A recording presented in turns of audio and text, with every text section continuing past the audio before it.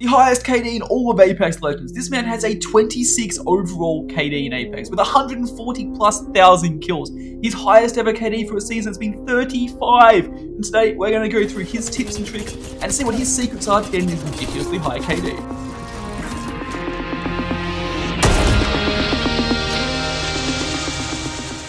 First off, let's have a look at all his stats from the different seasons, including when he grinded Pred. So, all the way back in Season 2, one of the original days, you can see he had a 23 KD. He even grinded Pred as well, and when doing that, had an 18, almost 19 KD, with basically a 67% win rate as well. That is actually ridiculous to even think about. These rank stats, when you think about it, were also back when a lot of the big Apex GOATs used to play on PlayStation, like, Kobe and Daltouche and whatnot. So he was versing good players back then. So it's definitely pretty impressive stats for being Pred. Season 3 was one of his highest ever seasons KD, whereas he had 33 KD. Season 4, almost 30 again. Season 5 down to 22. Ooh, SPM kicking in a little bit there. Jumping to Season 7, this is where he had his highest ever stats, a 35 plus KD, almost 2,500 average ADR, highest ever kill game of 30, almost a 75% win rate, and it does, funnily enough, coincide of when Horizon came out, Season 7, one of the most OP legends to ever come out in the game at the time.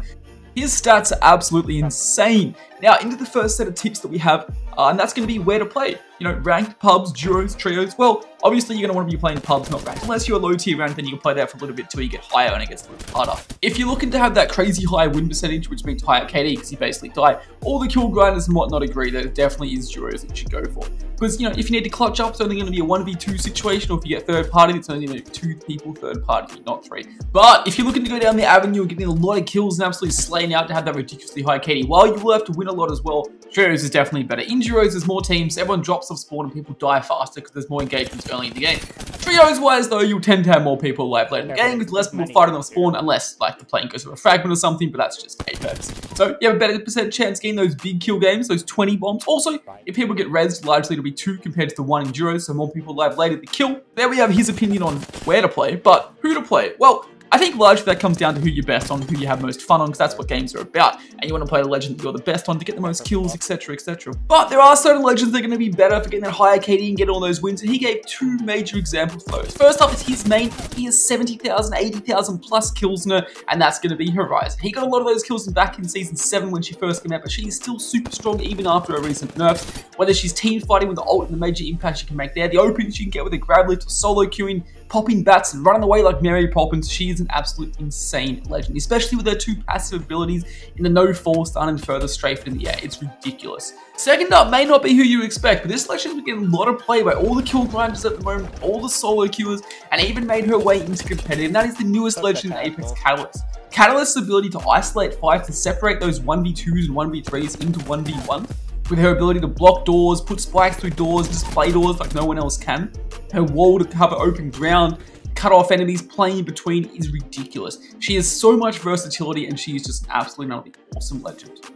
Now, I'm going to show you his settings and sensitivity and everything really soon, but first, the most expected and obvious tip when it comes to getting a crazy high KD. And that is that you need to be stacking. Having that high KD basically means not dying, so stacking equals winning and thus not dying, so higher KD. But with stacking, he did recommend a couple of legends to have on your team. First up was Newcastle, because he loves the ability Newcastle has to reset a fight. From his res and pulling you back and repositioning you, to the wall he can put down to cover, to his absolute ultimate to make that, coverage out of nowhere, or to go get your banner with it and whatnot. It's insane. And second up was one of the strongest legends in the entire game right now, arguably the best support legend in Loba. She can run away and craft your banner, she can get you any loot you need at any point in time, or get those Kravers out of the care package. And of course, Loba's Loba, and who doesn't love just having a Loba on their team? So now, time for his sensitivity and settings, so let's have a look at those. First off, that I do recommend you actually play classic settings because I feel like they're more consistent. But if you want to dabble into ALCs and get that fine-tuned aiming, I feel like in the long run, ALCs are better. It just takes a little bit more getting used to. This is my cursor speed and everything. And like I said, I do play advanced look controls.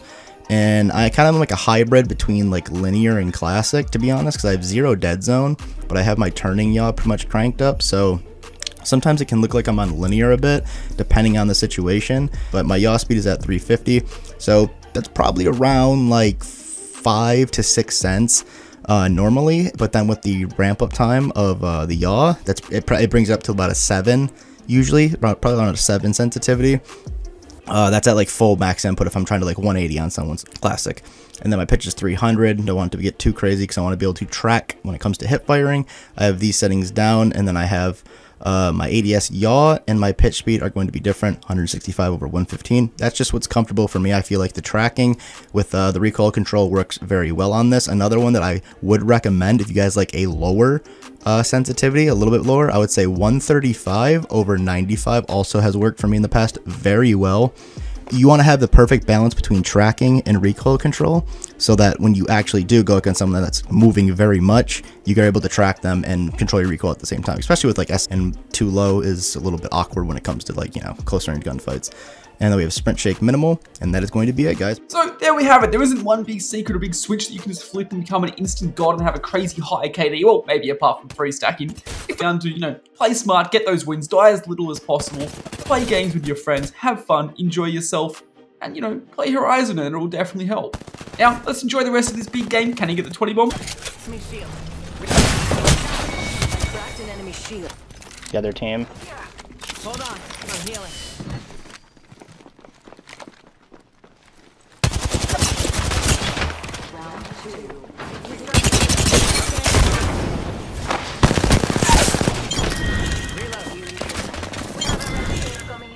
Took care of that one.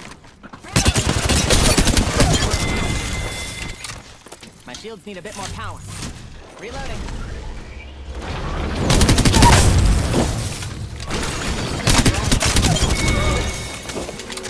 Killed that enemy. Beautifully done. Good. We're in the next ring.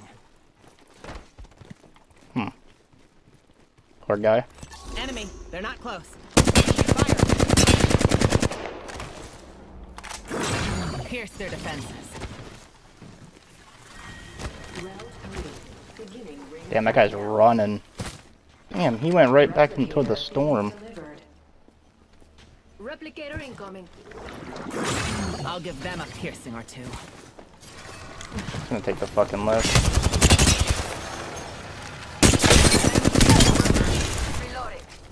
Well, What a ding dong. looks like that was the last of them. I mean, if this other team reses, that's probably a guaranteed 20, I would think. Crack this kid. Reloading. Fuck, how do I get up there? Reloading. Good shit. That squad is gone. One Oh, it's squad multiple. and us. Nice. Let's work They're gonna on get that. roof. They're on height. Can't climb. I cracked an enemy shield. Shattered an enemy shield. I can't fucking see either. Recharging my shields. I'm gonna go around. It's like, Reloading. Recharging shield. it's so hard to fight on this roof.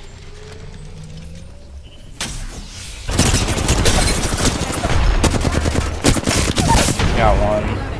Dropped an enemy. Shields need a bit more power. Enemy killed. Recharging shield.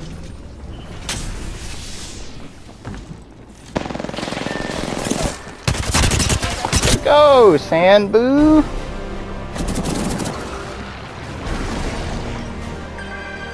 Nice!